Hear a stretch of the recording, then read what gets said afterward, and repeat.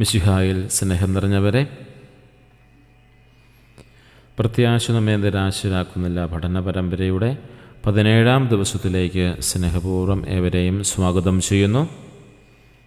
ഇന്നത്തെ ക്ലാസ് നിഖ്യ സുനഗദോസിൻ്റെ 1700-ാമത് വാർഷികം ആയി ബന്ധപ്പെട്ട കാര്യങ്ങളാണ് പ്രധാനമായും സൂചിപ്പിക്കുക.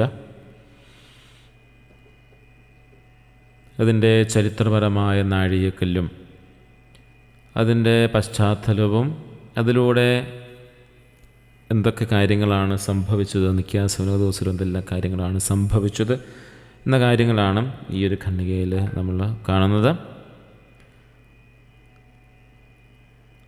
നമുക്കറിയാം, ഒന്നാം നിഖ്യ സുനഗദോസ് AD 325 നടക്കുക.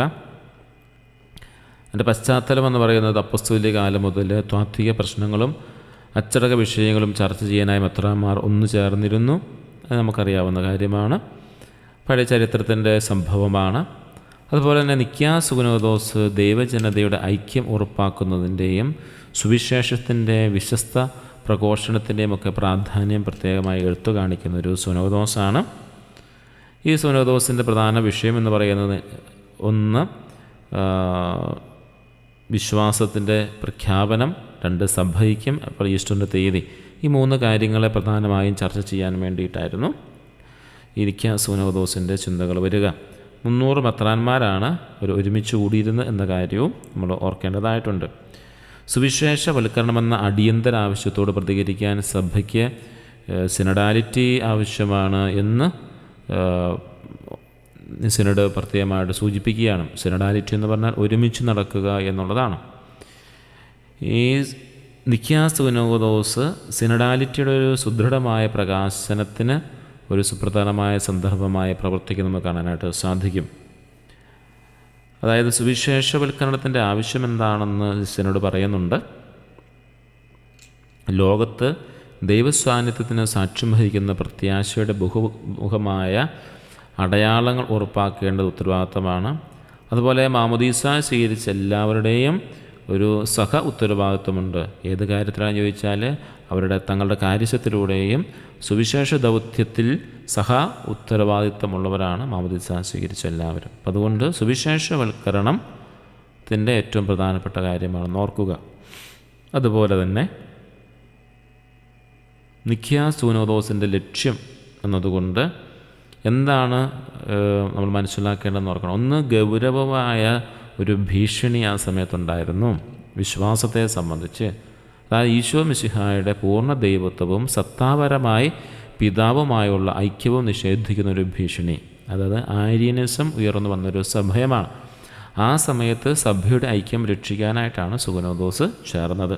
ഇതിൻ്റെ വലിയൊരു പ്രത്യേകത എന്ന് പറയുന്നത് സാധാരണ ഇങ്ങനെയുള്ള സുനഗദോസുകൾ വിളിച്ചു കൂട്ടുന്നത് മാർപ്പാപ്പന്മാരാണ്.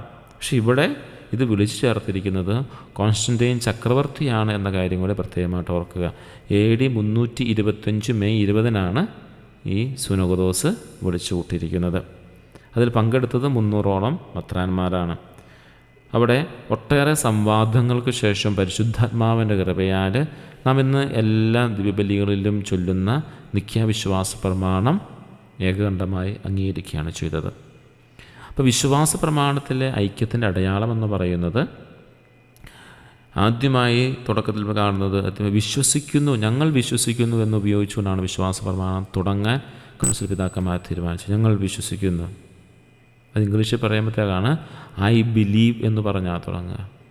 വിശ്വസിക്കുന്നു. ഇത് അടയാളപ്പെടുത്തുന്നൊരു കാര്യമെന്ന് പറയുന്നത് എല്ലാ സഭകളുടെയും ഒരു കൂട്ടായ്മയാണ്. ഞങ്ങൾ വിശ്വസിക്കുന്നു എന്ന് പറഞ്ഞുകൊണ്ട് തുടങ്ങുകയാണ്. എല്ലാ കൂട്ടായ്മയിലും ഒരുപോലെ തന്നെയാണ്. അതുപോലെ എല്ലാ ക്രൈസ്തവരും ഒരേ വിശ്വാസം പ്രഘോഷിക്കുന്നവരാണ് എന്ന് ഓർമ്മപ്പെടുത്താനും കൂടിയാണ്. അതായത് ദൈവപുത്രന് കൃതജ്ഞതയാണ്. പിതാവുമായ സത്യയിൽ ഏകനുമായ യേശുക്രിസ്തുവിന് കൃതജ്ഞതാ സ്തോത്രങ്ങളുടെ ഗാനമുയർത്താൻ ഈ വർഷികാഘോഷം നമ്മെ ക്ഷണിക്കുകയാണ്. അപ്പം ഐക്യത്തിൻ്റെ പാത എന്ന് പറയുന്നത് ഈശോ മിശിഹായാണ്. ഈ ഐക്യത്തിൻ്റെ പാത പരിരക്ഷിക്കാനായിട്ട് നിക്കാ സുനോദോസ് പ്രത്യേകമായിട്ടൊരു ക്ഷണം നൽകുന്നുണ്ട്. എല്ലാ സഭകളും സഭാസമൂഹങ്ങളും ഐക്യത്തിൻ്റെ പ്രകടമായ പാത പരിരക്ഷിക്കണമെന്ന് പ്രത്യേകമായിട്ട് ഓർമ്മപ്പെടുത്തുകയാണ്. കർത്താവിൻ്റെ ഒരു പ്രാർത്ഥനയുമായി ബന്ധപ്പെടുത്തിക്കൊണ്ടാണ് ഈ സുനോദോസ് പറയുക. യോഹന്നാൻ്റെ സുവിശേഷം 17-ാം അധ്യായം 21-ാം വാക്യമാണ്, അവരെല്ലാവരും ഒന്നായിരിക്കാൻ വേണ്ടി പിതാവേ അങ്ങ് എന്നിലും ഞാൻ അങ്ങയിലുമായിരിക്കുന്നത് പോലെ അവരും നമ്മിലായിരിക്കുന്നതിനും അങ്ങനെ അവിടുന്ന് തന്നെ അയച്ചുവെന്ന് ലോകം അറിയുന്നതിന് വേണ്ടി ഞാൻ പ്രാർത്ഥിക്കുന്നു. ഈ ഒരു ഐക്യത്തിൻ്റെ ക്ഷണമാണ് നിക്കാ സുനോദോസിലൂടെ എല്ലാവർക്കും ലഭിക്കുക. അടുത്ത ഒരു കാര്യമെന്ന് പറയുന്നത് ഈസ്റ്റർ, ഉയർപ്പ് തിരുനാൾ ഒരു പൊതുദിനത്തിന് വേണ്ടിയിട്ടുള്ളൊരു ചുവടുവയ്പ്പായിരുന്നു. നിക്കാ സുനോദോസിൽ ഈസ്റ്ററിൻ്റെ തീയതിയും പ്രത്യേകമായി ചർച്ച ചെയ്തിരുന്നു. നിലവിലുള്ള തടസ്സമെന്നുണ്ടായിരുന്നത് നമ്മുടെ വിശ്വാസത്തിൻ്റെ അടിസ്ഥാനമായ ഈ സംഭവം ഒരേ ദിവസം ആഘോഷിക്കാൻ വ്യത്യസ്തമായ ചില സമീപനങ്ങൾ എപ്പോഴും തടസ്സമായിട്ടുണ്ടായിരുന്നു. അപ്പോൾ 2025 ഈ ഒരു പൊതു ആഘോഷം നടക്കുമെന്നുള്ളതാണ് പ്രത്യാശയുടെ അടയാളമായിട്ട് ദൈവാനുഗ്രഹത്താൽ. അത് നിക്കാ സുനോദോസിൻ്റെ വാർഷികത്തിൻ്റെ ഭാഗമായിട്ട് 2025 ഈ ഒരു പൊതു ആഘോഷം, അതായത് ഉയർപ്പ് തിരുനാൾ എല്ലാ കത്തോലിക്കാ സഭയിലും ക്രൈസ്തവ സമൂഹത്തിലും ഒരേ ദിവസം തന്നെ നടത്തും. കിഴക്കും പടിഞ്ഞാറുമുള്ള എല്ലാ ക്രൈസ്തവരും ഈസ്റ്ററിന് ഒരു പൊതുദിനം എന്ന ഐക്യത്തിലേക്ക് നിർണായകമായൊരു ചുവടുവയ്പ്പ് നടന്നു എന്നുള്ളതാണ്. അതുപോലെ തന്നെ ഇതിൻ്റെ പഴയകാല കുറേ ചരിത്രങ്ങളും കാര്യങ്ങളൊക്കെ പഠിക്കുമ്പോഴാണ് ഈ വിഭജനം ഉണ്ടായതിൻ്റെ കാര്യമൊക്കെ മനസ്സിലാക്കാനായിട്ട് സാധിക്കുക. അത് നമുക്ക് ചർച്ച ക്രിസ്റ്റിയിലൂടെ സഭാചരിത്രത്തിലൂടെ മനസ്സിലാക്കേണ്ട കാര്യമാണ്. കൂടുതൽ മനസ്സിലാക്കേണ്ടവർ സഭാചരിത്രത്തിൻ്റെ ഏടുകളിലൂടെ കടന്നു പോകാനായിട്ട് പ്രത്യേകം ശ്രദ്ധിക്കുമല്ലോ. നമുക്കിതിൻ്റെ ഒരു ഉപസംഹാരം എന്ന് പറയുന്നത് നിക്കാ സുനോദോസ് ക്രിസ്തുവിൻ്റെ ദൈവത്വവും സഭൈക്യത്തിലും നമുക്ക് ഉറപ്പ് നൽകുന്ന ഒരു സുനോദോസായിരുന്നു. അതുപോലെ തന്നെ നമുക്ക് ഐക്യത്തിൻ്റെ വഴികളിൽ ശ്രദ്ധ കേന്ദ്രീകരിക്കാമെന്നുള്ള വലിയൊരു ആഹ്വാനം നൽകുന്നുണ്ട്, പ്രത്യേകിച്ച് സുവിശേഷവൽക്കരണത്തിൻ്റെ മേഖലയിലും ഈസ്റ്റർ ആഘോഷത്തിൻ്റെ മേഖലയിലും. അപ്പോൾ നമുക്കൊരു പ്രതിജ്ഞ പോലെ ഇന്നത്തെ ഈ ക്ലാസ്സിന് ശേഷം നമുക്ക് എടുക്കാൻ പറ്റുന്ന കാര്യം ഇതാണ്: വിശ്വാസ പ്രമാണത്തിൽ ഞാൻ വിശ്വസ്തത പുലർത്തും, ക്രിസ്ത്യാനികൾക്കിടയിലെ ഐക്യത്തിനും ലോകത്തോട് സുവിശേഷം പ്രസംഗിക്കുന്നതിനും ഞാൻ പ്രവർത്തിക്കും.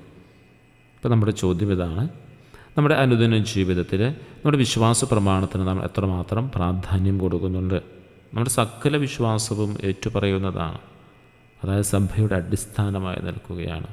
അതുപോലെ തന്നെ ക്രൈസ്തവർ തമ്മിലുള്ള ഐക്യത്തിനും ലോകത്തോട് സുവിശേഷം പ്രസംഗിക്കുന്നതിനും ഞാൻ എന്ത് കാര്യമാണ് ഇന്ന് വരെ ചെയ്തിരിക്കുന്നത്, ഇനി എന്താണ് ഞാൻ ചെയ്യാനായിട്ട് പോകുക? ഈ ചോദ്യങ്ങൾക്ക് നമുക്ക് ഉത്തരം കണ്ടെത്താനായിട്ട് സാധിക്കണം. മിശിഹ നമ്മെ എല്ലാവരെയും അനുഗ്രഹിക്കട്ടെ. അടുത്ത ക്ലാസ്സിൽ നമുക്ക് കാണാം.